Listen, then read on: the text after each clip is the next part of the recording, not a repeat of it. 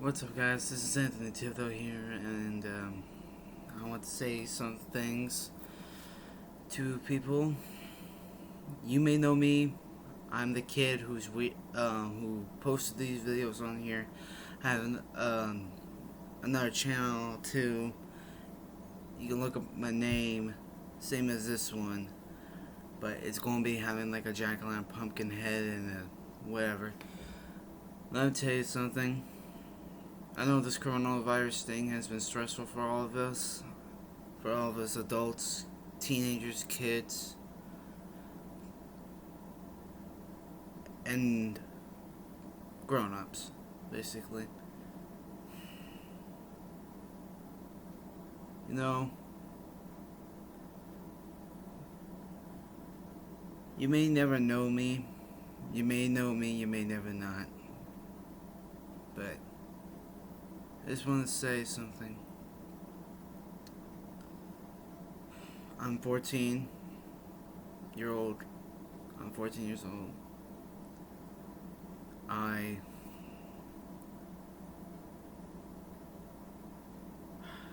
My life was always and used to be happy. I mean, when I was born, everything was screwed up as hell. My parents were drug addicts. They would take us to a trailer where there was sex offenders and pedophiles, and they used to molest me and my brothers. I never mentioned about this, but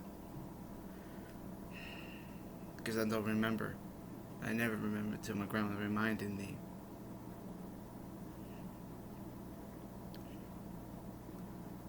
And also,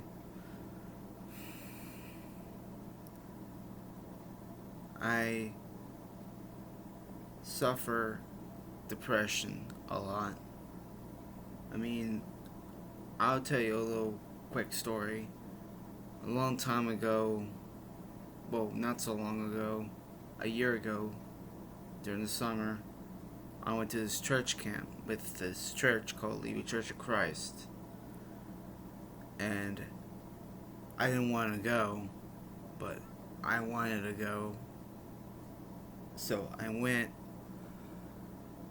I spent there for 3 days, but tons of people were getting on my nerves. Me and Jordan Dodd and Shelby Cowley and all of them said be Christian, and just by marrying people that are related to your religion or something like that. Because I remember going to the church and he said something like that. Technically, it doesn't matter who you love anyways, but here we go. So I spent 3 nights there. Monday was fine. Tuesday was fine. But Wednesday. Okay, so it was nighttime. We were about to go to our bunks. Now, I'm not trying to be racist. I'm not trying to be offensive to people that are watching this, or all people that are watching this. But these kids in our cabin, which were separated, boys and girls, boys sleeping in one cabin, girls sleeping in the other. But anyway, here we go. There was this group of boys that were black, and they were screaming and hollering, and we told them to be quiet several times, and we were trying to get some sleep. Then my friend Asher came out of the shower with a towel, whacked it against the wall, and told them to please be quiet so we can get some sleep. One of those kids called him a racist, so I got upset, stood up, went up to him and said that he ain't a racist. He's telling y'all to be quiet because we're sick and tired of y'all screaming and yelling and hollering every night. We're trying to rest, and every time we wake up in the morning, we always hear y'all laughing and giggle. And then, as soon as I turn around, he called me well, I don't know if I am wrong for saying this, but he called me a N word. I'm told that I was not the N word. I didn't actually say the N word. I said N. I was not the N word. N in parentheses, not actually said it because I'm not racist. I never was racist. And people still think I am racist today, even though that's not true. I have friends that I am friends with people, with all kinds of people. But anyway, so one of them I was so stressed up and and so stressed and so clogged up in my head I couldn't think straight. I went to my bunk, grabbed my suitcase, pulled out a pocket knife, grabbed it, and cut my hands. My friend Asher saw the whole thing. He was worried. Then when the counselor come in, the kid that called me an N word and said that he said that I called him an N word, even though I told him and said that I did not call him an N word. He called me. I told him that I was not what he said, and then he pulls me out of the cabin. It says that if I want to go home, do I want to go home or do I want to stay? I told him I wanted to stay, and then they removed me from the cabin because they think I was a threat to everyone, and made me sleep with one of the counselors by myself. It was fine, but I was crying all night. The next thing you know, the next morning, we wake up. I was having a great morning and a great afternoon. Then there's this hypocrite woman named Journey, whoever. She told me that the sandwich I was making was just like, why are you using too much materials? I got too freaking stressed out. And technically, if you're watching this journey, I hope you see that. Because I'm very stressed out. And I don't like your churches anymore. I don't like all churches anymore. Because of y'all attitude. What y'all did to me. But, yeah.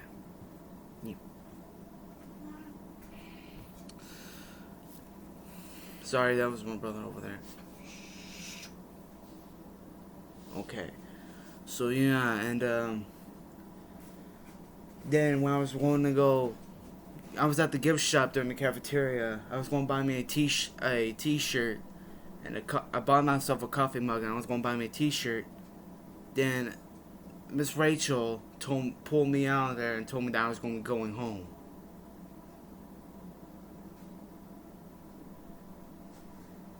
I was going home. And I was so heart and hurt. I felt like I had been betrayed.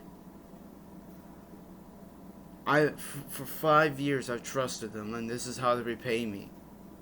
I mean, there was an instant where a girl followed me into my cabin, and the guys in there, and Miss Rachel thought I brought her in there so I can like do some disgusting things with her, thinking I was gonna rape her or some shit. But technically, that's not happening, and I didn't do that. If you think about that, I never even did a thing. And if you don't believe me, then how about you come with face to face with me? I could tell you what happened. Never mind. But I'm telling you, that did not happen. I did lie because I was afraid. I was nervous. And then Mr. Joe, who was the big guy that I love, he always made games for us to play and everything. He comes to my cabin and asks me, "What you been doing, bro? Have you been making kisses?" And I told him, no, no, no, no. I've been telling the truth the whole time. No, no, no. And he was like, "Come on, man, just say it." And I was like, "Yeah," even though I was lying and didn't do shit. I was like, what kind of guy is this guy? But I didn't worry about it till now. So when they called my grandparents to come pick me up, they arrived, and I was waiting. This guy named Joe, and Joe, sorry for my language there, but thank you for, Mr. What was his name? Oh, Mr. Jesse. I'm sorry, Mr. Jesse was the guy who was doing this thing like the Jamaican kisses and all that, but Mr. Joe, though, he was always available to He was hurt to see me hurt, and he was hurt to see me being judged by my actions, even though he knows that I was dealing with a problem and he sees that, but they others don't. They just think like, well, he cut himself. Well, let's just get rid of him. He's a threat. He's a monster. Hurts me. And then there's so yeah. Then my grandparents came.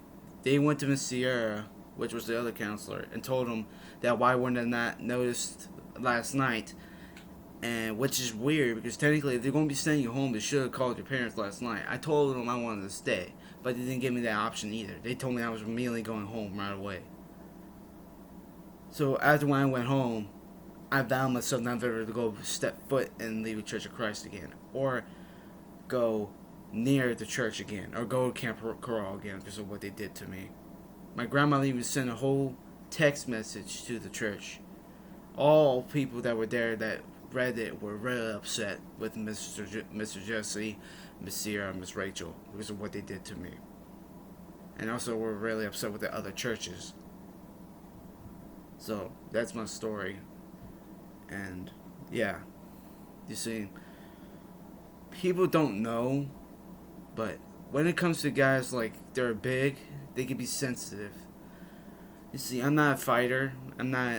I may swear, I may go off. I have anger problems, but sometimes I suffer depression too. And people don't see that. When they see depression, they're like, oh, don't worry, he'll just get over it. But when you're in deep depression, it's not good. Because there's people committing suicide because of depression.